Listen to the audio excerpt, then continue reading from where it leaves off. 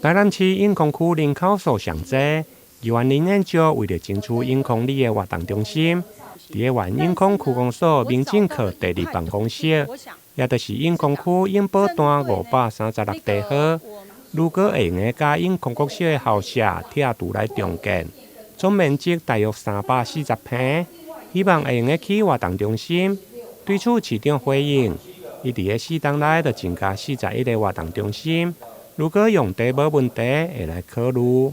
针对呢永康里活动中心我想拢无一个土地当做诶。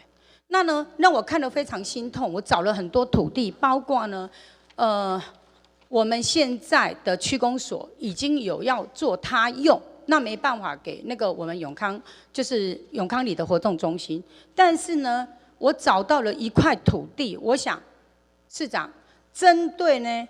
那个我们那个永保段0536的地号，这个土地现在是我们民政局的民政科第2办公室在使用，但是它旁边刚好有2间是永康国小的，这不用征收，这也可以不用征收，我们应该对，所以如果哪是讲各里要一个活动中心，我想我们台南市政府也没这个钱，那也没有这些土地可以说一里一活动中心，那刚好这个地方。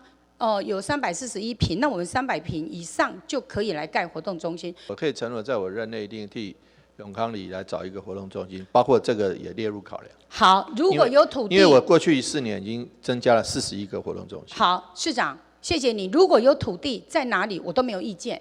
另外，针对最近真侪性骚扰的事件，议员上午伫个议事厅嘛来揭露一件环保局某一个区队伫个公开大众。疑似性骚扰的事件，对此市长嘛回应有接到检举，不过议员表示，针对性骚扰绝对是零容忍，要求市府一定要来处理。台南新闻林跟张硕维采访报道。